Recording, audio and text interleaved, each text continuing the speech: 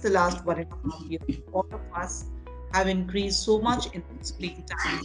Get up with an email, we get up with a WhatsApp, we are constantly day in, day out, either taking meetings or taking sessions or taking classes, whatever industry we may be in.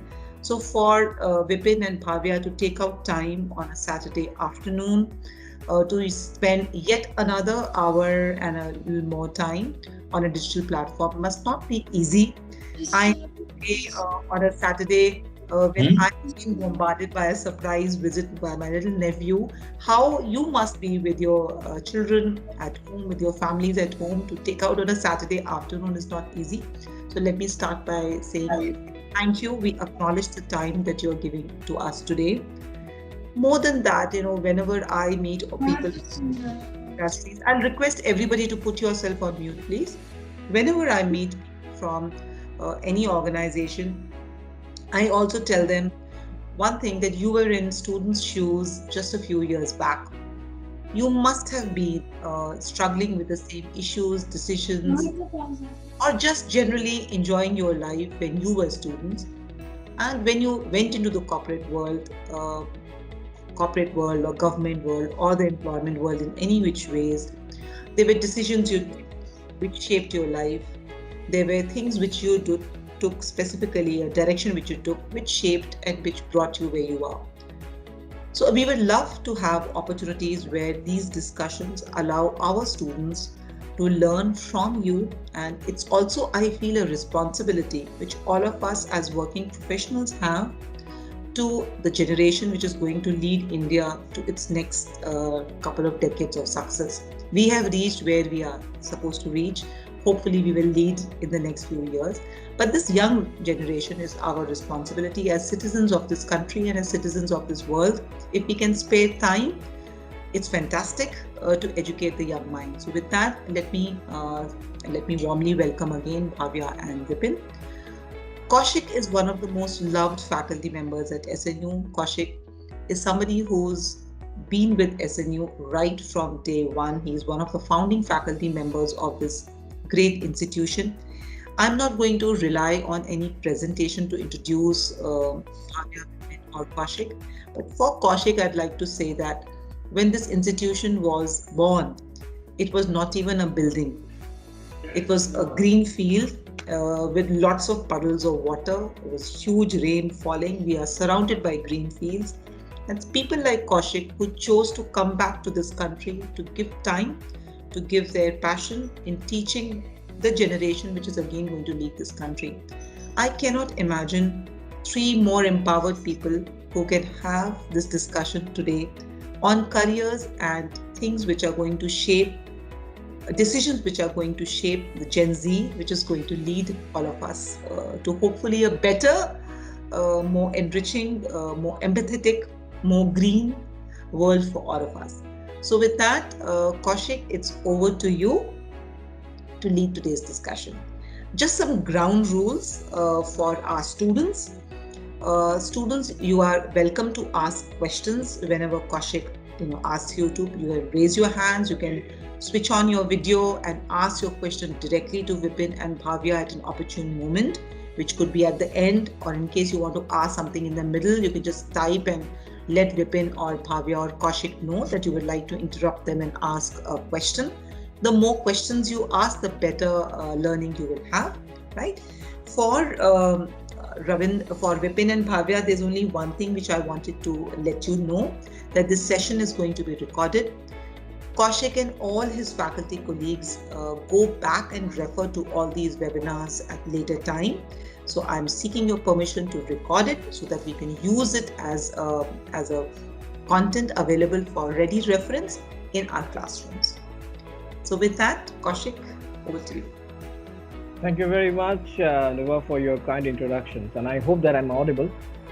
Okay, and so namaskar. I'm Kaushik Chaudhary. I'm a faculty member of School of Management Entrepreneurship, Department of Organizational Behavior and Human Resource Management at Shiv Nada University.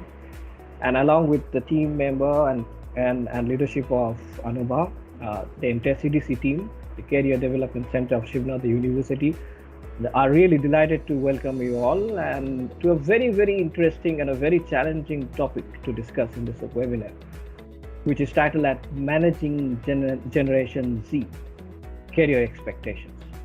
And, at the same time, I'd really take the privilege to introduce all of you to the August panelists for today's session. A very, two very dynamic young personalities and professionals from two different organizations, from two different industries altogether, Lenovo and Tata Steel. One is Ms. Bhavya Mishra and the other one is Mr. Vipin Sharma, both of whom are having extensive, rich experience in the field of human resource management. And Bhavya is representing Lenovo and Vipin is representing Tata Steel.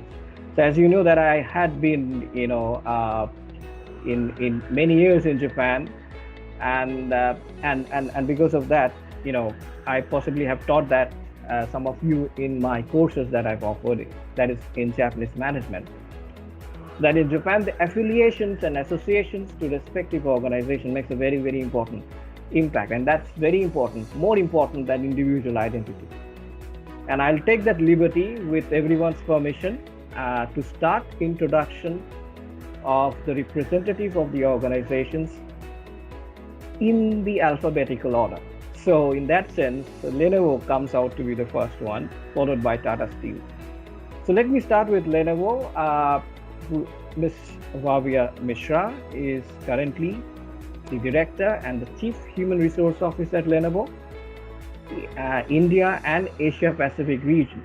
And she has over more than 13 years of experience in wide variety of HR role in talent functions, business partnering, organization resourcing, talent acquisitions, diversity inclusions, manufacturing plant, and worked across different business models like COBO, franchise, retail, across India, Sri Lanka, Bangladesh. And she was with PepsiCo as the HR business partner for commercial, finance, and IT for Africa, Middle East, and South Asia. So just imagine the amount of experience, the amount of challenges that she has faced over the years. And she has also worked with Bharti Walmart in talent management space. She is a graduate, MBA graduate from MDI, and also a physics graduate, by the way. Okay. Let me also introduce Vipin Sharma, which Vipin Sharma is currently heading the HR Strategy, Analytics, and HR Innovations Lab at Tata Steel. He has worked for more than 11 years in Tata Steel in various roles, and he played an instrumental role in developing the vision of HR, drive strategic interventions to engage various stakeholders to identify risks and lead various sustainability initiatives in HR organizations and employer branding initiatives. He was also responsible, or he is still responsible, for setting up HR analytics function and deploy HR analytics roadmap for Tata Steel. And he uses gamification approach to train wide HR audience on HR analytics and deploying it in their area. He leads in knowledge management for HR function. He leads HR innovation labs, which are working in the areas of culture, career, employee experience, and business value. Mr. Sharma is a mechanical engineer, by the way, and he has an MBA also from MDI Gurgaon. So as a moderator for this session, I will, request all of you, I'm sure that you already know that Anuba have done all the things to explain you the fact that in order to manage the time efficiently, may I request each panelist to speak about their challenges and experience about this particular topic for around 20 minutes each, followed by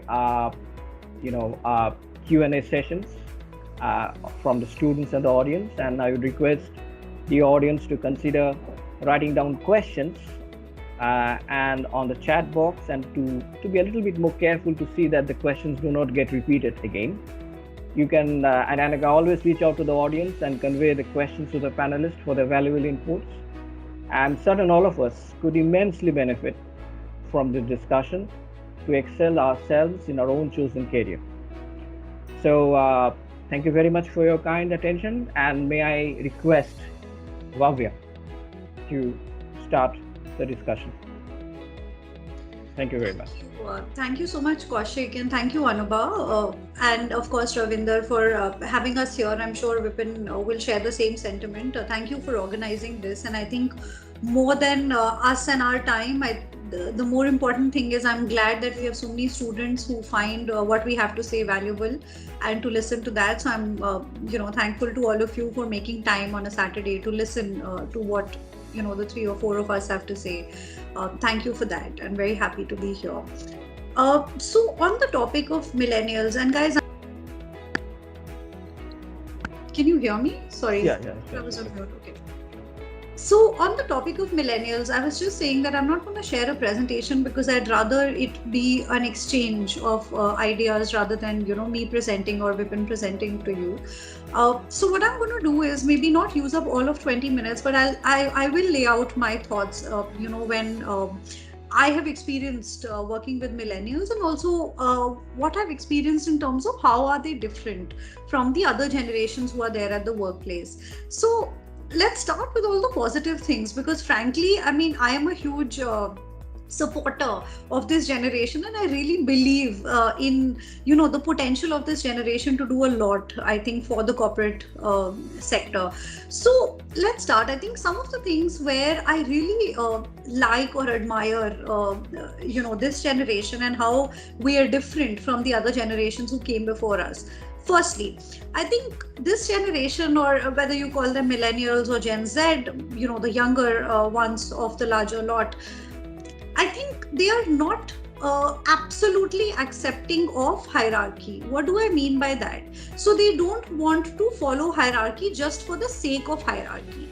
Now, why is that important? That is important because we're in a country like India where, age automatically makes you worthy of respect, right? Irrespective of what you are saying, how you are, whether or not you're adding value. I think the values that we have grown up with have taught us to say that a person who is older than us is generally saying the right thing because the person is experienced, and hence we should listen to that person. Now here is a generation or a group of people who've come to the workplace and they're like, but we don't believe in that. Are you genuinely telling me what's good for me? Am I able to understand whatever you're saying? Does it really make sense to me? If it does, only then do I believe that you are worthy of my respect. So I will not respect you only because of hierarchy. Right? Of course, if you add value, I will respect you. So that's the first place where they come into an organization, immediately sort of, in their minds at least, challenge the core of how the organization is set up, which is hierarchy. To say that not necessarily is it that a senior person is more correct than, say, a junior person with less experience, right? And I think you're seeing that also across different organizations where you have younger and younger talent taking up larger and larger roles, and really, I mean, even reaching the C-suite. And why just the corporate? I mean, even if you look at countries, you have countries headed by really young people now, which wasn't the case in the past, let's face it, right? So that's the first thing where I think they come in and they really challenge us to think about the way we are working in traditional organizations. The second point, I think they're extremely outcome oriented. So they are not oriented to, again, the traditional ways of working, of saying that, okay, I have to punch in and punch out. I think they immediately challenge in terms of saying, okay, so what is the value that I am adding, and am I completing the task or not? So it really doesn't matter to me whether I'm working between 12 to 3 at night or I'm getting up in the morning and working.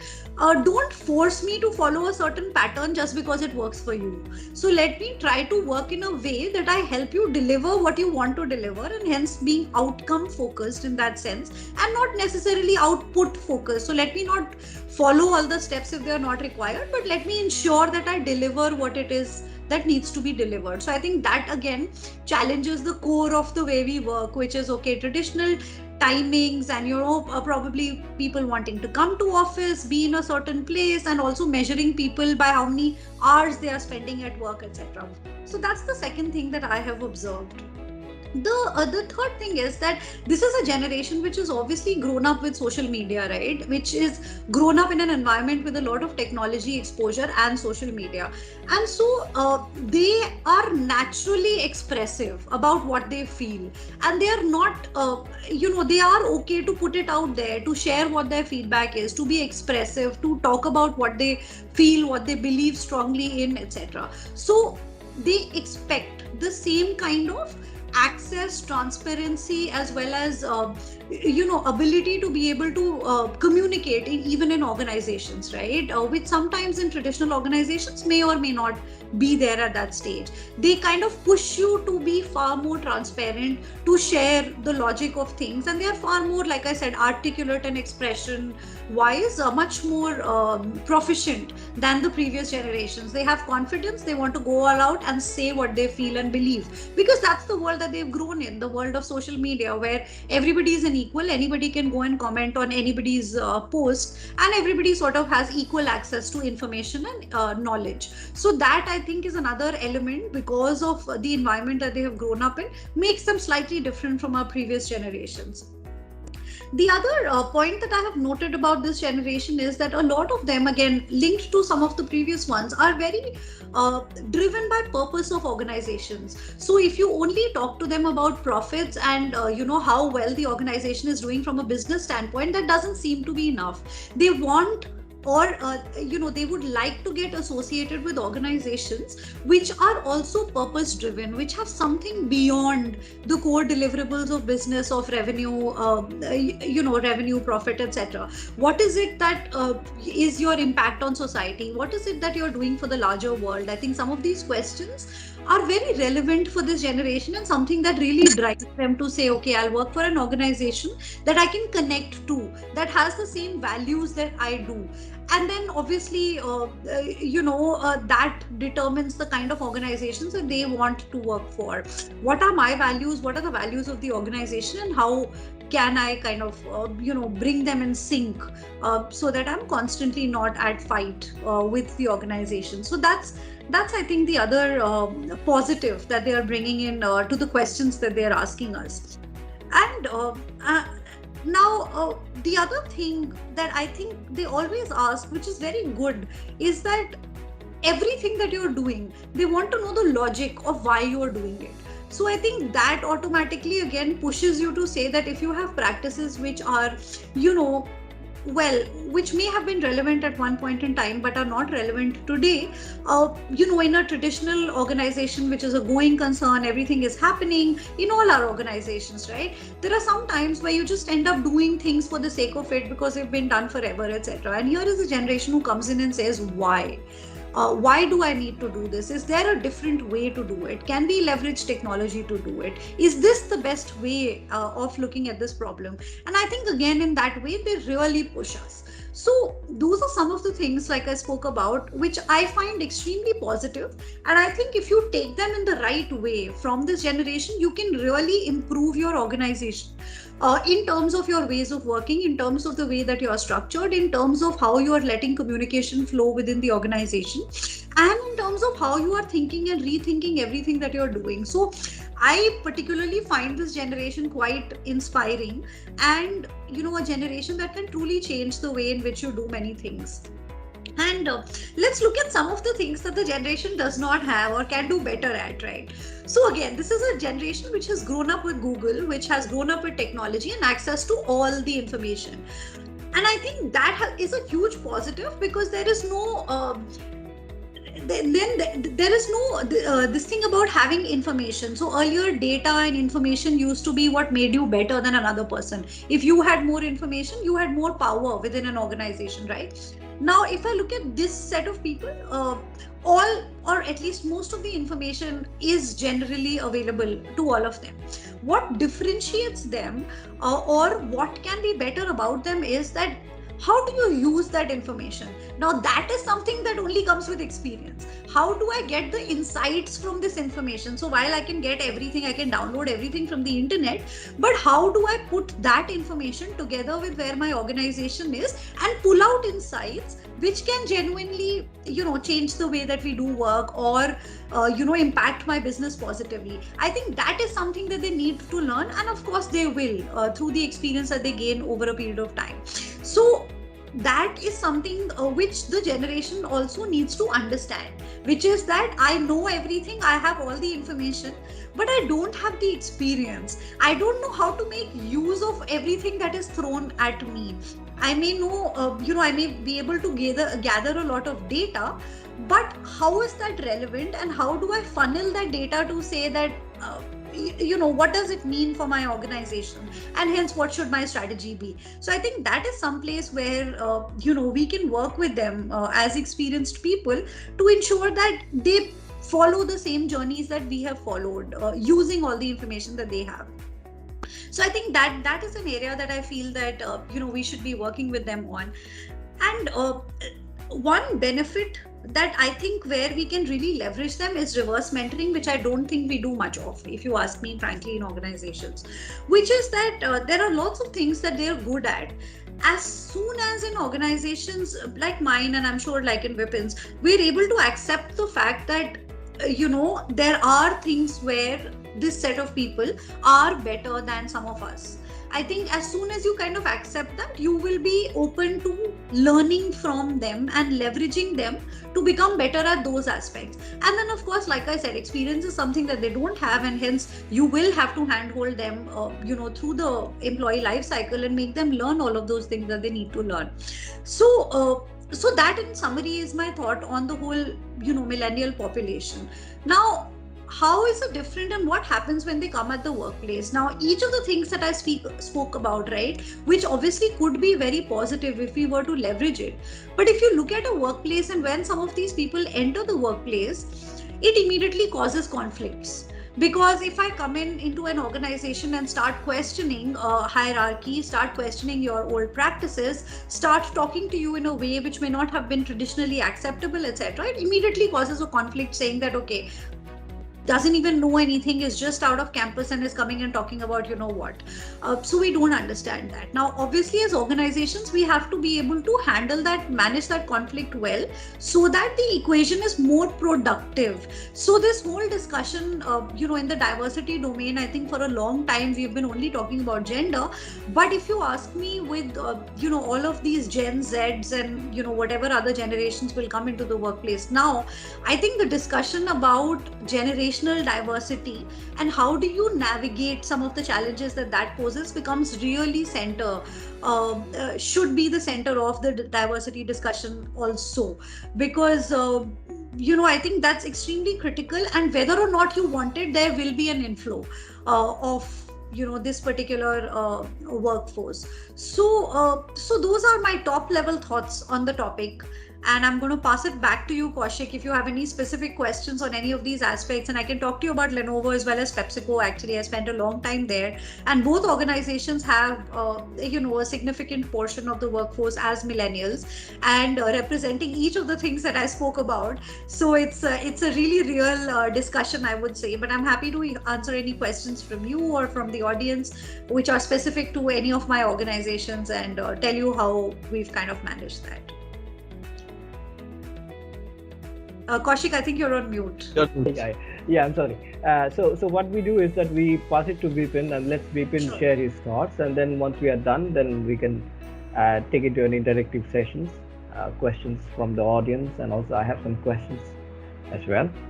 All right, Vipin, over to you, please. May I request you? Thanks, Kaushik, and thanks, Bhavya, for setting the base for me, because the way you have described Generation Z, now I need not talk about that. So you have covered most of the ground. Pardon my background. In fact, yesterday I was celebrating one of the birthday of one of my team members, and when I joined today, it was there, and Kaushik said that please go ahead with that. This is weekend, and hope the audience will also feel lively with that. So first of all, Good afternoon. It's a post-lunch session. I know there is a tendency to take a nap, and so more so when it is an afternoon of Saturday. So I'll try to keep it very light, and I'll try to give few examples that I have had in my last 10, 12 years of whatever little experience I have had, and what are few takeaways from those examples that I could think of. So to me, I think this generation, what we call Generation X, Generation Y, Generation Z, I think sometimes we make it complicated and we divide people on generation, that you are from Generation Z's and Millennial, because it's a state of mind. So I have a 6-year-old kid, and when I'm with her, I'm just a 6-year-old. So, many times she teaches me various functionalities of YouTube, which I'm not aware of. And when I'm with her, I think I'm a friend with her, and we talk. It's not that people from Generation Z, they have a kind of a characteristic which you would not have. It's how you look at it, how you look at things, and how you keep on reinventing. I think that is the crux, and that is how you deal with different people. And being in HR, we have to deal with a variety of people. So how do you adapt to that situation? I'll talk a little bit about my journey. So I started my career in Tata Steel straight out of campus. And I was posted in Jharia. Jharia they have the gold mines. And I'll talk a brief about this situation because there are a few takeaways from that situation. So this is the old mine. It is a 100-year-old mine of Tata Steel. And it is an underground coal mine. So in underground coal mines, typically it is 500 meters below the surface. The mining starts. So you need to go down 500 meters below the surface. It's completely dark. Humidity is almost 90%. And then once you reach there, you need to walk for at least 1 to 2 hours to reach to the place wherein mining starts. So this is the situation there is. And situation is pretty tough the way I have described it. So typically it takes for you to reach your workplace at least 2 hours from your office to your workplace from where the mining is starting. And in these mines, we used to have mining engineers and maintenance engineers, and these people we used to hire from IITs and IIMs. IITs and most ISM. So mining is ISM Dhanbad, IIT BHU, IIT KGP. And there are maintenance engineers from other IITs, and they used to work over there because if you are a mining engineer, you need to better work on the mining site. And when I went there when my first visit, I thought that I am coming out from MDI Gurgaon, and now I have been posted here, and now I need to go to these mines. I mean, it's a horrible situation. But then I spent 2 years over there, and few takeaways, few learnings that I have had there. That these people were also from my generation. Most of the people were straight out of campuses, and there because of this situation, there was a huge attrition there. Almost 30% people used to leave every year because of this situation. And I used to have a personal chat with each and every person who was at writing. And many of the time they used to say that, when I joined IIT, I did not know that mining is like that. So because I got, that much marks and mining was available, so I took mining. And later on, I could not move out of mining. So I ended up in Tata Steel. And because Tata Steel is one of the employer if you go for mining. But I never realized that I need to work in such a situation. And that is the crux of the situation, that many a times in our career, and more so for many of us, even for I have also been through such situation, that we take all those career decisions, and but later on we do not realize that what does it really take to work on this situation. And I'll talk about my HR example of MBA also. So in my friend circle, around 50% of my friend circle who passed out of MDI in HR, they are no longer in HR now. So they are doing other stuff outside HR.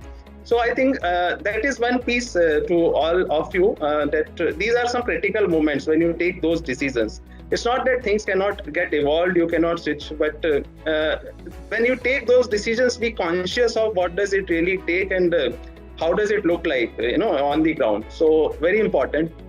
So after working there, I moved to another area. I came back to Jamshedpur, and then I started working on one of the plant location. And there, Tata Steel, at the same time, Tata Steel was working on one of the largest greenfield project in Kalinganagar, Orissa. It is a 3 million ton steel plant in a land of around 3,000 acres. And at that time, it was the largest greenfield project in India. And that time we realized that we do not have that workforce, because we have never had such a huge project in Tata Steel to execute. And then we said that we will go out and we will get the best of the lot who can do it for us. And then we employed a lot of people, lot of youngsters, around 1,000 plus people we came on board. And what Bhabya was talking about, they question things. They want to understand logic. And all of it was pretty much required because Jamshedpur Tata Steel is a 100-year-old organization. We have a huge set of processes. We have our legacy systems. And if you do not question that, then you cannot move fast. And these people really changed the ground on that, for that project, because they started questioning things. They said, why this process takes 30 days? Why cannot it be done in 2 days? Why is it that I need to go through so many approvals? Why cannot I approve things? And all these things, when we hire these 1,000 plus young, energetic people, they change the situation on the ground. And this project we have been able to execute in 3 years' time, which at that time was unthinkable because, it takes a lot of time for greenfield project to come up with. So that was my second experience, and it was a really worthwhile experience because we questioned each and everything. And then we said that we will change that and we will implement it. The big example, the good thing that was it that we had a good buy-in from management, and they said that okay, you do, because it's a new site, you do your own things, you change things. It's just that the ethics and safety should be taken care of. So that is a non-negotiable. There are certain parts of Tata value system that you should not negotiate with. But the processes part, do it the way you would want to. And that was the kind of trust that was there to put up to it by the management, and we really, it really worked for us. Third stint also in this current role that I have had, and wherein we said that we have a long legacy even in people practices. 100 year, there are many things which Tata Steel has come up in the past, which has been quoted everywhere, and many of these things become law also in the past. But lately, what was happening that our chairman was telling us that Tata Steel has a rich legacy in people function, people practices. But what have you done in last 10 years, which you can say that you are living up to that legacy and you are continuing with that legacy? And then it was really something which, when we started pondering over, we said that no, I think this is something which we really need to look, and this is something which we should be doing something different about, because there are not many great examples the way we had in the past to talk about in the recent past. And then we said, okay, let us do something about it. And then I worked along with my CHRO, and we said that, okay, let us reconvene our leadership team. Let us see how do we go from here in next 5 years. We came up with, we did a lot of visioning thing, a lot of inputs from leadership, and we said that, okay, we will set up one innovation lab in HR. And we will do some stuff which has not been tested anywhere. And this is the lab. Currently, it is still functioning. And we said that 3-4 areas we will identify, which is very important from the organization point of view.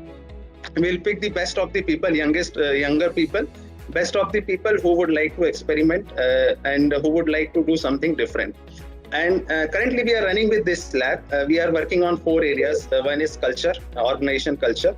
How do you, a 100-year-old organization, which a very rich culture, which a very deep culture, how do you change some nuances of that culture? And how do you take some steps?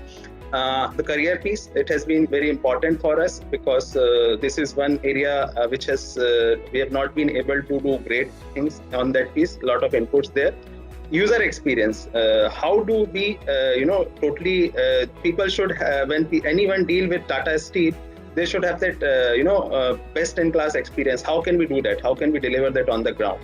And the fourth piece is that how can HR work with business to move the business KPIs? Because HR typically, whenever we talk about HR value creation, you always end up coming up with HR KPIs. But Can you really move the EBITDA of the business? Can you really move the production KPI of the business? Can you really move those value KPIs of that business through people intervention? And on this, we have a team of around 15 to 20 people, young and energetic, and very radical thoughts. Very radical thoughts. We are working, and it's a totally different environment out there. And what Bhavya talked about, all these things I can see in action, happening. People, they want to understand logic. There is no hierarchy. We said it in labs. Doesn't matter whatever your hierarchy is in labs, everyone is equal and everyone can question to everyone. And it's very difficult in an environment like Tata Steel, which is a hierarchical organization, because it is 100-year-old. There is our hierarchies. There is a sir culture, madam culture, and all that. But still, we have been able to question all that, and we are on that journey. So these three examples straight away come to my mind.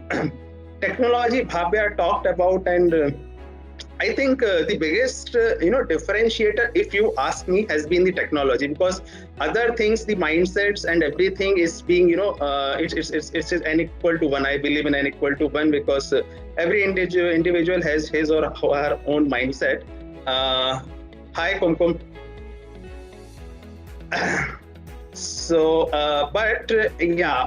one piece that is that really differentiates is the technology, and the understanding of the technology. And that's the example that I was giving about my daughter, that she knows more functionality of YouTube than I do.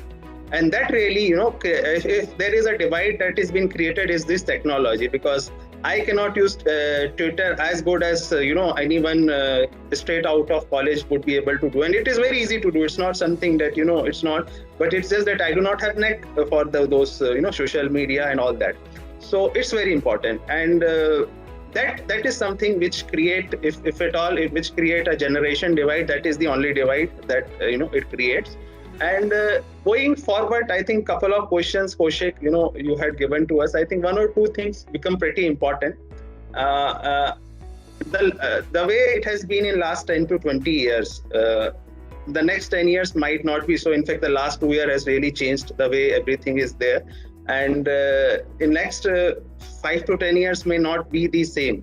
And what I foresee, for each, in fact, including us also, is it is going to be skill based, and there could be two kind of jobs. One which is going to be competing with technology, and one which is going to complementing the technology. And if it is competing with the technology, sooner or later it is going to get replaced by technology. It's just a matter of time. But so that is very important for us to keep on developing those skills which complement the technology, and that becomes very important for each and every one of us. And second piece is that with this COVID and all, a lot of organizations are looking at different mode of employment, different mode of how do they engage with talent. And the permanent mode may not, that kind of ratio of permanent people may not be there in many of the organizations. That could be there. So even as I speak, we are also looking at how even in a steel company we can engage with gig workforce, how we can have a flexible employment, because it's a very dynamic situation. And typically what happens with Tata Steel, that if people joins, and typically any attrition that happens, it happens in first 5 years. Otherwise people retire from Tata Steel, and that has been the trend. So then for us, it is very important and pertinent for us to question that, typically how many people do we really need on a permanent role, and how many do we really, can we have a flexible workforce which can take care of our future requirement. So that is very important. And if that kind of scenario persists, and if it comes up, then the kind of skills that you have is going to be very important, and that will be really a differentiator. How do you keep on reinventing yourself? How do you keep on developing yourself? What are those skills which will complement the technology? And you should be very comfortable working with tech, and that is going to be a differentiator to me, and to all the people out here. I think to you it would be easier, because you can really adapt. For people like us, or for people more senior to me, 10 years senior to me, it is going to get more and more difficult to keep on reinventing themselves, because it may change pretty fast. So that is one thing I wanted to end with. And Kaushik, over to you. Anything specific you would want me to talk about, I can cover. Yes, so we're already having a lot of questions on the chat box. So before the students jump in, I'm also a student and I also belong to Generation Z. Okay? All right. Okay. Of course, all of you can, ask questions by raising your hands, as being already told to you by Anuva. So just wait for a second. Before that, before you jump in, let me also ask some questions. So it's very interesting, both of you, Bhavya and Vipin, both of you have said pretty much common things are, what I understand is that, this Generation Z, I mean, of course, they are different, or maybe they are not very different. Is the way that we interact. It all depends upon how do we interact with them, how do we give them respect, how do we possibly have a heart and ear both to listen to what they're saying. So I was just thinking that the thing that seems to be pretty much common, maybe across the generation, but more specifically with Generation Z is, and as both of you have said, is knowledge. That need to be there should be. I mean, knowledge is a very important aspect for these people, this generation, to come up and contribute in their business and in their organization. But along with that, I also understand, I have a sense that there's a necessity for attitude, develop an attitude, possibly not just to ask questions, but questions which are meaningful, right? Which will going to help to make sense, to facilitate maybe the connect or the connection of HR or the role that these people are playing with the business and to the purpose of that business. All right. So the attitude, and then of course the skill sets. It has to be all technically, they have to be technically very savvy, and usually, as you said, Vipin rightly said, it's keep on changing. The technologies which are competing will be replaced. There is a disruption. There's already a disruption, or there would be technologies which are complementing, and which means that people have to develop that skill set, that attitude to skill set to keep on developing themselves. It's a continuous process. It's a journey, as you rightly said. Now the question that comes to me, that so knowledge, attitude, skill is good. What about the habits? Has the habits really changed, or there need to be some extra habits that this Generation Z need to adapt and acquire, and because habit is the most challenging part of all the aspect that we talk about. Now, you can take up knowledge, you can possibly develop attitude, like staying in learning from others and all, maybe the skill sets. But what about the habits? What is your experience and challenges? Both Bhavya can start, and then maybe Vipin can think about it with all the experiences that you had. I mean, because each one of you have seen life, challenging projects, assignments, and I'm sure that you have dealt with people across the generation, especially with Generation Z. What about the habits? What we do about it? What is your opinion about it? Thank you. So when you say habits, are there any specific habits that you're referring to? I mean, what exactly, what kind of habits are you talking about? So habit of, knowing the unknown, or maybe trying to do something which possibly which people can't even think, maybe out of the box, or maybe going to an extra mile. For example, I think that the biggest question possibly with the Generation Z could be the fact that, they get frustrated very easily. They get, possibly, they're the more fickle mind. They possibly are not committed to the kind of, the thing that we would expect them to do, because they are all constantly looking out for challenge. They get bored very easily. What I'm trying to say is, it's as a positive thing. I'm not saying in a negative sense, but I'm saying in a very positive sense as well. But then it might going to be a problematic, because what Vipin is trying to say, and maybe what you also saying, Bhavya, is that there is already an advancement of gig economy.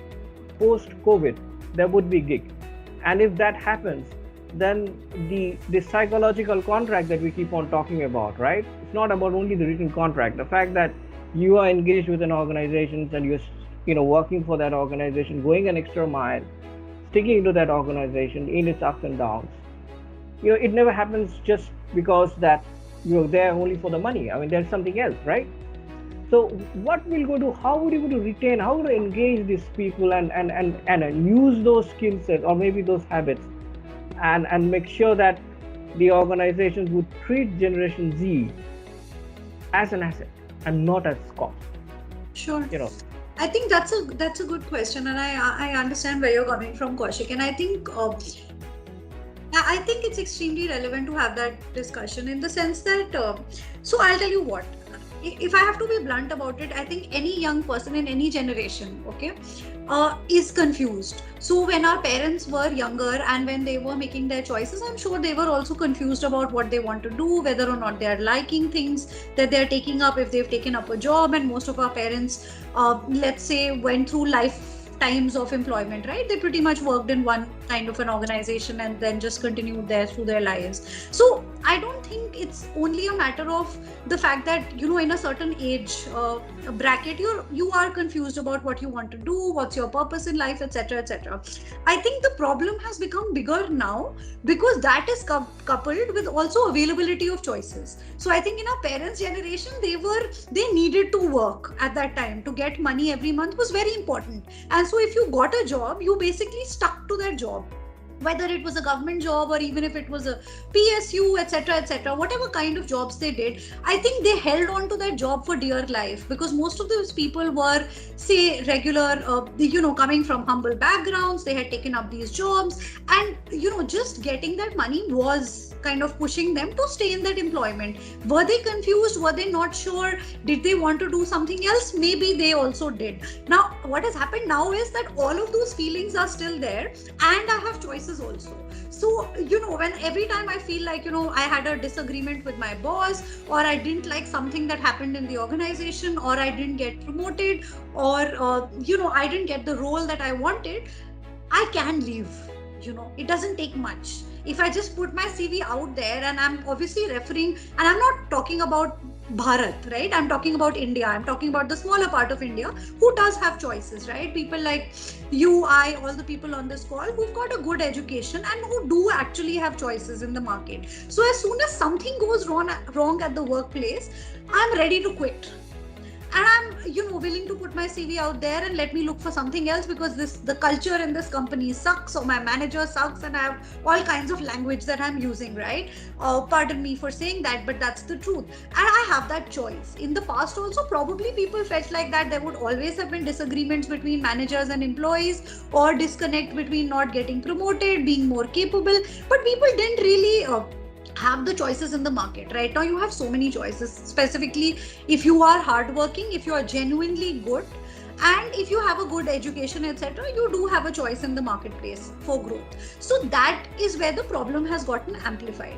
Now I think what can help, and at least both in PepsiCo as well as Lenovo, I think what I've seen even with the younger generation, some of the things which are very important, I think, like I mentioned earlier, for most of this generation people, this certain attachment to what is the organization doing, what is the purpose of the organization is very important. I think that is an intangible that kind of helps you bind yourself to the organization, saying that am I working for a good organization which is not just making money but also has a purpose. I think the second reason why people generally end up staying even when they want to leave, if they have a certain level of camaraderie in this generation, at least, that's very important. Have you got them attached to their peers, to their juniors, seniors, through various relationships? It could be managerial relationships, it could be peer level buddy relationships, or whatever it is, both formal as well as informal. I think that's the other place where people end up sticking, because as soon as you feel I want to leave, then you're like, okay, I'll go to a new place. Will I have friends? Will I not have friends, etc. The third is that are you still allowing them to do whatever they want to do in a certain way? So obviously you have an organization to run, right? And they have a certain job to do and deliver against that. But along with that, do they also have some freedom to either expand their own jobs or do something which is different, to be able to take out their creative energies? Because then they won't be sure if every place kind of offers that. So I think some of these programs, and if I remember in PepsiCo, I mean, till very recently, we used to have this Gen Y board. So it was basically like you have the executive committee or the leadership committee. We also had a board which was made of all, youngsters basically, and who would also advise the actual executive committee members, because we felt that while we're constantly saying that we're a youthful company, our consumers are all, really young, etc. We were like internally, where is the voice of that person who's actually our consumer, and is there something that we need to do differently? And hence this Gen Y board that used to be there. Even at Lenovo, the same thing. I mean, you have to constantly engage them in multiple ways. It cannot be in the traditional way of saying that, okay, here is your job, at the end of the month you get a salary, and now be happy with that. I think that way of engaging an employee has gone away. For this set of people who are coming into our organizations, you have to find multiple ways in which you're going to keep them hooked to the organization, not just through a paycheck at the end. So do you have a purpose? Do they have buddies at work? Do they have the freedom to do different things? Is their voice heard inside the organization? Are you actually taking their feedback into consideration? So all of that together can make it an environment where you can still keep people engaged to your organization, and not just the paycheck which the person gets at the end of the month, because that they can get in any other place as well when they move out. Kaushik, you're on mute, I think. Yes. Yeah, thank you very much, Bhavya. That was very interesting and thought. Vipin, may I ask you to share your thoughts, please? Yeah, so I think Bhavya covered most of it. To me, I think, the way I look at, straight out, typically, if you look at the life cycle, span so far of a typical, any of the student that you would have, or typically, even if I look at myself also, it's been a rosy journey for most of us. We have not seen those kind of setbacks or failures, which really sometimes is required for you to flourish. While last 1 to 2 years has been something which have tested resilience of all of us, but typically for people of these generation, I should not even say generation because I don't believe in generation, but yeah, typically resilience is one thing that needs to be thought of, because sometimes if you have not seen failures, you don't know how to cope up with failures, and you end up leaving things quite easily. So you end up leaving your jobs, you end up leaving most of the things you do. You get bored or whatever it is, because you have always seen successes in your life. So it's good for you to develop that resilience. I do not have an answer how do you develop that, but it's very important for all the great leaders. They have had this quality. Whomever I have followed, that is one thing which really sets you apart. Second piece is you easily get bored. I think even I easily get bored. This is very important, and you need to keep on challenging yourself. Sometimes organizations do provide some platforms. Sometimes organizations do not provide such platforms, but how do you as an individual keep on reinventing yourself? Because every organization, if not formal, informal channels are there for you to explore many things. So that is there. Even we were realizing it, and in Tata Steel, we recently came up with the internal gig platform because we understood that we are taking people from IIMs, IITs, and they are straight out of, they are there to spend at least first 3 years in one role for able to move to another role. And when we went back to them, they were saying that why cannot I do more than one role? I can do more than this. I can do much more than what I'm doing. So we said, okay, let us experiment. And that also came from our lab journey also. So we said, okay, let us come up with internal gig platform wherein any functional, any person can post a project and anyone can apply, and then they can engage. And it's a totally informal, no selection, nothing. It's between those resource. They can talk, they can deliver, and this is what we are experimenting with. So few of the things that is being done. Gopi has this question that. What type of skill generations that students lack? I would not say lack, but I think this is something they should be thinking of, that how do we develop that resilience? Because if you have not seen failure, and when you see the failure for the first time, it gets very difficult for you to, then go back.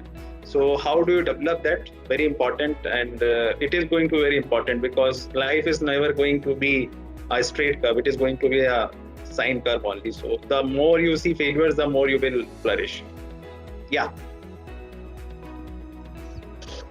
Great, thank you. So there are a lot of questions from the students. So Ravinder is Yes. saying. So thank you, Professor Kaushik. I think the discussion is going really well, and there are we are flooded with questions for both Bhavya and Vipin. So That's right. Vaibhav, would you like to come online and ask a question maybe? Sure. Yeah.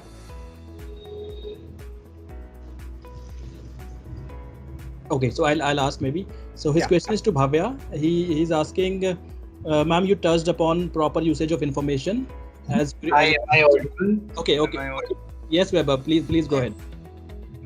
Yeah, good afternoon, everybody. So it was a really nice talk. It was really informational hearing the insights from both from Ms. Bhavya and Mr. Vipin. So my question goes out to Ms. Bhavya. So I'll just narrate my question. Ma'am, you touched upon the technique of using information and so just as curiosity, can you explain your strategy or approach to attain information on a subject that you're not familiar with? In the sense that like we study something new out of our courses or anything, and it's a new thing for us. So in order to attain knowledge for something that we completely don't know, how would you take it as like a problem solving activity? Thank you. Thank you for asking that question, Vaibhav, and I'm glad you're enjoying the conversation. So, on your question specifically, see, I don't think I'm going to offer any new insight on this. I think there is a pretty well established model of learning, right, which is 70-20-10. So anything new that you want to understand, 70% of it is always going to come from when you actually start doing that thing, right? When you actually do the work, will come from experience.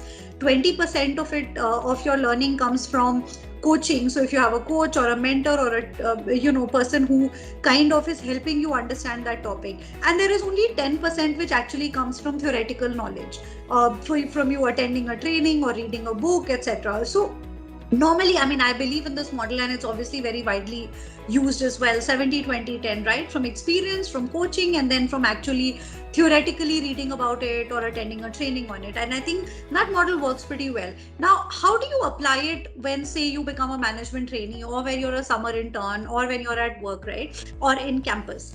I think the way to look at it is that, I think all of you have access to a lot of information which is online. So I'm not even touching the theory part. You can always go on Coursera, do something, and learn more about the course. And I'm sure that will give you a lot of knowledge on the subject. But I think what you need to do when you're in organizations, and which is something that I've seen a lot of young people not do, is that when you come to an organization, before you judge people who are doing that work, right? First listen to them and try to understand why. So before you judge, first listen and understand. And I think that is something which is lacking when young people come into the organizations. Immediately when they meet people, they're like, yeah, okay, so I know the subject. So you know it theoretically, of course, whether it's, if I look at some HR topics, right, org behavior, etc., or if I go to sales and marketing and you're talking about distribution, or if it is finance, you're already a CA, so you know everything. But you only know the theory part of it. As soon as you come into the organization, and when there are people who are probably older than you, who've spent a long time, and probably may also be junior than you, right? Maybe at different stages of their career. When you talk to them, and I've seen a lot of young people, including myself, maybe when I was a management trainee, we immediately start judging those people and start giving them gyan, saying, Acha, by the way, there is this way also that you can do it. I think before you do that, stop yourself. First, listen and understand why it is happening in the way that it is happening. And of course, there will be a forum for you to improve it as well. But I think that is very important part of learning, which is understanding and listening to why there are things the way they are. So I think that is an application of also trying to listen when you enter organizations and not just focusing on information or knowledge.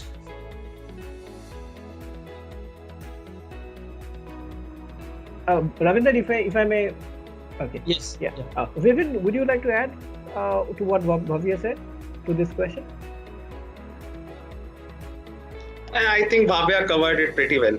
So, Okay, right. So this is a very interesting question with Uday Jhunjhunwala. What he's saying that how soon it deemed appropriate? How soon is it deemed appropriate to be able to make suggestions and seek changes? So how soon it is deemed appropriate to be able to make suggestion and seek changes? So it's for both of you. Would you like to suggest them? Him, Uday? so there is no right answer to that. I mean, you can start giving suggestion right from the day one. What? I didn't understand if you what is the exact thing that you would want to know. So it's possibly okay. Uday, are you there with us? I mean, Uday, can you unmute yourself? Yes, sir. Good afternoon, sir. Please go ahead and ask your question. So I wanted to ask, like, in the sense that how soon is it appropriate, as in, like, how will we not be looked down upon, as in, sorry for using Hindi, but ये तो छोटा है, इसका बात क्यों सुनना है, for example, that kind of attitude. How do we skirt that attitude? Vipin, you want to take it? I'm happy to answer as well, but if you want to take it, you can take it. No, I think both of you should take it because both of you have two different experiences in two different industries. So maybe Vipin, would you like to go first? Yeah, sure. I think so. There is no right or wrong answer to this, but that is how you deal with the situation, right? Like every organization is different. And when you join, you understand that what are those forums, how do you deal with, if you have to give suggestion, what is the way in which you give suggestions so that it's not that it's being taken up, it gets implemented also. Sometimes what happens, we give suggestion, but the ultimate thing is that I give suggestion and I see to it that it gets implemented also. So then if the intention is that I would want to make certain, I would want the things to change, then how do I do it in a way that it gets implemented? And in many of the organizations there are forums. So one is you straight away go to whatever comes to your mind and straight away go to the person who is responsible and give suggestion. Another approach could be there are many forums. So there are many suggestion management, and in our organization there are plethora of forums, and straightforward people can ask questions to our senior MD. So he meets all of us once in 1 month, and any employee can ask question to him, any employee can give suggestion to him. So it varies from company to company, but in every organization you would join, you would have certain forums wherein they would look for these suggestions, because you are coming straight out from a different environment. You look at things pretty differently the way a person who has been in that organization for a long would have been looking at. And those perspectives really help, because at the end of the day, you would also giving suggestion, you want to improve something, right? So that really works. And typically the optimum approach would be use those forums, and you get to know about those forums as soon as you join those organizations and be active on those forums. So that is how it works. Great. Bhavya, would you reflect on your experience with PepsiCo as well? Because I'm sure that you would have sure. Actually, I mean, frankly, I think, Uday, your question, I mean, it's not specific to any organization, like Vipin said, and there's no right answer on this. But I'll tell you my view on this. Okay, you remember yourself when you were a teenager, right? All of us have passed through that age when we were all teenagers, and when our parents wanted to suggest things to us, or there were ways in which we were doing something, and then our parents used to come to us and say that, okay, but this is the way you should do it, and why don't you do it like this, right? And the disgust that we felt at that time, and we felt like they don't understand us, why are they giving us gyan? That was the feeling that came to you. Now when you come to an organization and try to tell a person who's been doing the same job, say for 10 years or 5 years, or at least more than you, even 2 years, you try to tell the person immediately saying that, by the way, don't do it like this, why don't you do it like this? That is the feeling that comes to that person, saying, what do you know? You don't know anything. You've come yesterday and now you want to tell me how do I do this job which I've been doing for much more than definitely you have. Now, when you're giving that suggestion, and I'm assuming that your suggestion has value, right? You don't want that reaction from that person, right? So the first most important thing to do before you actually suggest is to build your credibility, to say that why should I listen to this person, and why is he trying to help me? right? So if the person trusts you, if the person feels that genuinely you're trying to help the person, then the person will listen to you, which we also did when we were young, right? The other thing is that you're not a consultant when you join an organization, and of course you could also join a consultancy, and I'm not coming from there. I'm assuming that you're a part of the organization, right? So don't treat yourself like a consultant and give gyan to people and move away. That's not your job. If you are actually giving a suggestion, then you should be invested in that suggestion to say, how do I then make it happen also? I think Vipin also mentioned that, right? So when you're working in an organization, you will gain trust, you will have credibility if you are trying to actually better the situation and not just sprinkling gyan, because there's no dearth of gyan in organizations. Everybody has enough information and knowledge, right? So you have to make yourself a part of the situation, ensure that the people or person, whoever you're talking to, trusts you actually in terms of what you're saying and help them through that as well. That's the way you can actually get some improvement done, rather than just trying to come as a consultant and say, oh, by the way, why don't you listen to me, and I'm this new guy from a B school and you should be listening to me. That does not work. That attitude is where you turn people off and they're like, oh, he's just a new guy and talking about stuff which he doesn't know about, and you don't want that, obviously. I hope that answers your question, Uday. Yes, certainly. Okay, I have another question. Ravindra, I know. Maybe in the interest of time, I think we have already exceeded by 8 minutes. So we can take maybe you can take last 2 questions, and then maybe we can. Ravindra, don't be so strict. Okay, there's so much interesting questions, and I'm definitely going to do that. Okay, Gopi has a very interesting question. What he's saying is that first of all, as an HR and as a mechanical engineer, or there's another question also, as a physics graduate, how it was easy for you to make this transition to HR. Second is, what sort of skill sets do you require? Okay, you prescribe or you recommend for Generation Z students. And the last one, which is very important, I believe now, and it's very timely as well, how would the hiring trends and the strategies will going to change post-COVID? That's very important. I mean, how should these people be, keep up to those level of expectations that the corporations would be having in terms of skill sets, knowledge, attitude, etc. post-COVID? So Bhavya can start, and then Vipin can end.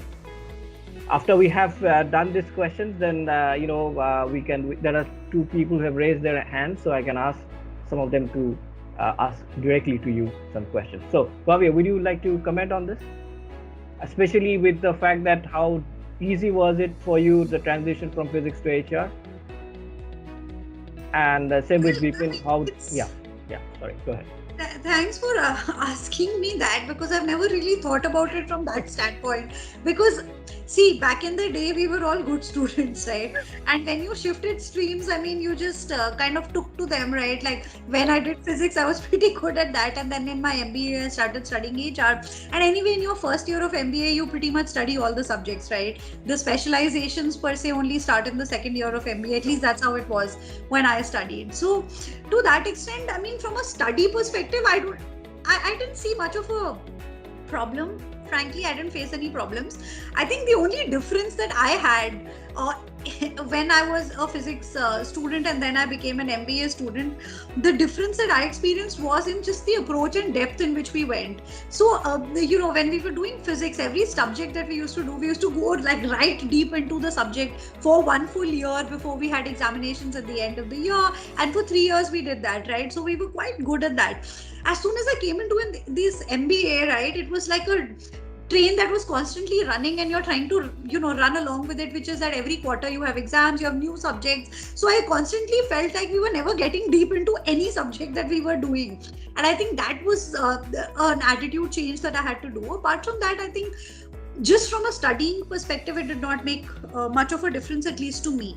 I think the change was in a little bit in the attitude, in terms of, obviously, when you study any sciences or you study any applied sciences as well, I think there is a lot more focus on the harder part of things, the more objective part of things. Whereas when you move on to the, let's say, HR side of things, including OB, including people behavior, all of that, you've got to reorient yourself.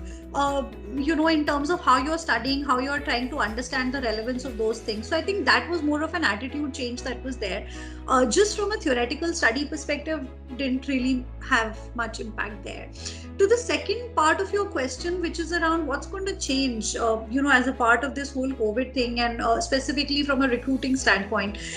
I think, and I believe Vipin earlier spoke about this, I think, one of the, one doesn't know how to judge it. And he was right when he said that you don't know how to build it. But one of the things that has really come to the forefront, and a lot of discussions is happening in corporates around it, is resilience. So, of course, there are technical skills and there are leadership skills, which you always judge people for, right? When you're kind of getting them in, depending on what level you're getting a person in, you would judge those people on that. But I think a few of the things that have really come to the forefront during this pandemic is ambiguity tolerance, is in terms of resilience, is in terms of what did you do, how did you manage the role that you were in, and what happened to you during this experience, because obviously it was completely VUCA, right? Volatile, uncertain, complex, ambiguous, everything, you put it right there, it was there. So I think that is really critical. How did you manage yourself when everything else was sort of uncertain around you? That is becoming very, very critical, because as we move into the future, less and less things will be so certain. You'll probably not have information for every decision that you make. But how is it that you navigate through situations like that is very, very critical. Apart from, obviously, job-related skills and competencies that are there and will always be there, I would say. Great, thank you. Vipin, your thoughts? You want to add something? Yeah, I think I covered it. The question of Gopi, I covered it. I think similar thoughts on how it can pan out on post-COVID. I talked about that. Yeah, jobs, the way we look at jobs may change, and yeah, that could be one thing that can be looked at. Right. So I covered those aspects. Yeah. Right. On that particular note, I just want to add before, okay, maybe we can ask some of the questions some of the students have raised that. I'm going to take another 5 more minutes. Ravinder, please allow us to do that. And I hope that Bobby and Vipin will be a little bit more considerate for us and for the students. Would you mind for, taking some questions? Because they are very interesting questions these people are. So Kumkum has been raising her hand pretty long time. So Kumkum, would you like to go ahead and ask questions? Yes, sir. Thank you for the opportunity. Good afternoon, sir and ma'am. Ma'am, I think you understood the crux of who the youth we are. And my follow-up question is related to the organizational culture. Ma'am, since you have worked in many organizations, so ma'am, according to you, what was the uniqueness of the culture of each organization in terms of the growth and the way of working, and what you like the most? Oh, that's a very difficult question. Yeah. So let me start by answering first that I haven't worked in many organizations, because I've just worked in PepsiCo and for a short bit in Bharti Walmart and now Lenovo. So those are the only 3 organizations that I have seen, and the maximum time that I spent in my career has been in PepsiCo, and now of course I'm in Lenovo.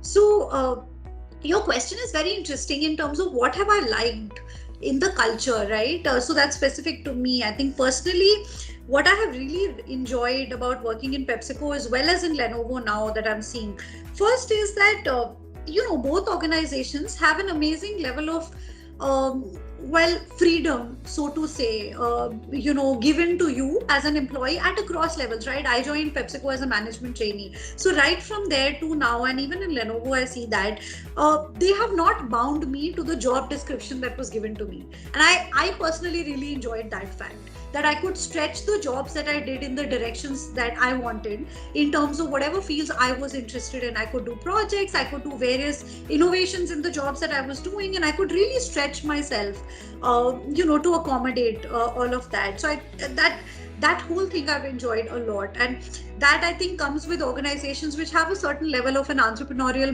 mindset to say that people can do, consider it to be your own organization, and then what would you do? And I think both organizations have given me the freedom to do that, and I really appreciate that. The second thing which I have liked again about both the organizations is just the focus on diversity and inclusion, and also the respect for the individual. I personally myself really believe in running your own race. I don't believe in the fact that at a certain age you have to do this and these are the roles that you have to do. I believe all of us are unique, and there are different phases of your life where you want to do different things, where you want to dial up or dial down various parts of your life, personal, professional, whatever it is. And I think both the organizations have given me the freedom to be able to do that and run my own race, so to say. So that's the second factor that I have really liked. The third one is, like I was saying earlier, around Gen Z, and I think I myself have gained with that. I think just the amount of camaraderie and the friendships that I've had at the workplace. Today, if I look at it, most of my friends actually are from PepsiCo itself, and much beyond the workplace. And a similar culture is what I'm seeing at Lenovo as well. I think that really makes you hooked to a place, because every time you're probably not doing well or something is not going well for you, if you have a support system at your workplace, if the organization also encourages friendships, camaraderie, and is not just cutthroat and pushing people to just walk over each other to deliver, I think that really helps you as a person. And that's something also that I have really gained across different organizations that I have worked in. So I'm just answering it spontaneously. I haven't analyzed it, but I think those would be the three things that have really struck out for me. Sir, I have a follow-up question. May I? Okay, Kumkum, very short. Yes, sir. So the question is on culture only for sir. Sir, yes, we have we have heard a lot about the culture of Tata groups, and even your experience is a long relation with the company. So what is that unique thing which people talk and which employees are comfortable to work with to maintain that much long of relation with the company? The whole point, Vipin, I'm making it very simple for you, that why you're stuck with Tata for so many years. That's the whole question. No, sir. Yeah, I think two parts of it. One is the purpose piece, and which is very strong with the group, and I think that is there right from the beginning, and that really holds you together. Another piece is the care. I mean, company goes out of its way to support, and that is very that becomes then it really binds you, because there are n number of examples wherein company never looked at the policy and it went out of its way to support, and then it really feel that these things really matter. So as I speak, even in COVID times, we have had these social security schemes are something which we have had in the past, and we have been one of the best social security schemes. But COVID time, company realized that many people died because of COVID, and then company came up with this policy that whoever dies, the family will continue to get the salary that the person would have been got till the time he would have retired. So all these, these are something which very few corporate can think of. While government can think of, but corporate cannot think of such kind of policies. But then that is something which really holds you there. There is a company which will take care, which will take care of things if anything happens. And so all these things matters. At the end of the day, you would want to work for a company who takes care of you. So this is how it is. Okay, so I think we actually have run out of time, and I'm getting constant frantic message from Ravinder. Okay, so I'm very sorry to Karthikeya and Pawan, and these two students are very promising students in the MBA batch, and they are very desperate to ask you questions, and mind you, and they ask very difficult questions. I know them because they are my students. So good that you saved us from them. You saved us from the difficult questions. You should answer the difficult questions. And there are some questions on the chat box also, which are also very equally difficult. So I'll suggest and I'll request, if it is possible, both Bhavya and Vipin, if you could share your personal email address to them, and if they can directly reach to you for any kind of guidance and suggestions, that would be great. I mean, if you don't mind. Sorry, I hope that I'm not embarrassing you, but the reason why I also do that, I'll take another 5 more minutes, is that you talked about theory, you talked about applications of theory, you talked about knowledge, you talked about learning. I'm talking both of you, in your speech, both Bhavya and Bipin. So what we have done in our curriculum is that we have revamped entire curriculum, both the undergrads. So we offer, many courses, of which the undergrad courses are 4 years, that is Bachelor of Management Science, and Master of Business Administration for 2 years. So in that course, what we have done is we have revamped and rebooted the entire curriculum. And what we have added there is on the philosophy of knowing, doing, and being, of know, do, and be. It's all about how do you get the knowledge, and what you do with the knowledge is the doing part. And then how do you apply that knowledge? That is the doing part. And then what do you do with that knowledge after being done? So the whole point is looking into that aspect of more experiential learning, more project oriented, and navigating HR or HR processes and other allied subjects towards developing a mindset of entrepreneurship or entrepreneurial mindset. And that's the reason why we need people like you, both Bhavya and Vipin, to, if you have time and if you could spare time, to come and talk to us, to work with us, with our students, mentor us, our students in different projects, and help them so that they can develop that kind of that habit that we are talking about, and I talked about in making HR or leadership, as we talk about, responsible to have satisfied all the stakeholders. Because I understand what Vipin is doing and what Bhavya is doing in their profile is basically the job of HR and of any leadership is how best you can satisfy to all the stakeholders of a business. So with that end, we are extremely honored, and we are extremely grateful to both of you that you have taken your time off and you spend time with us and discuss with us with your experiences, with your challenges. It's a lesson for me. It's a lesson for many of our students, of course, and that would help them up to upskill themselves and possibly move ahead with their chosen career. Ravindra, over to you, please. Thank you, Professor Kaushik, and I also want to say thanks to Bhavya and Vipin, for such a wonderful session. We are just bombarded with questions, and I'm still getting requests from students to if they can ask one question, and but I think we have already gone way ahead, and we have taken 25 minutes of yours.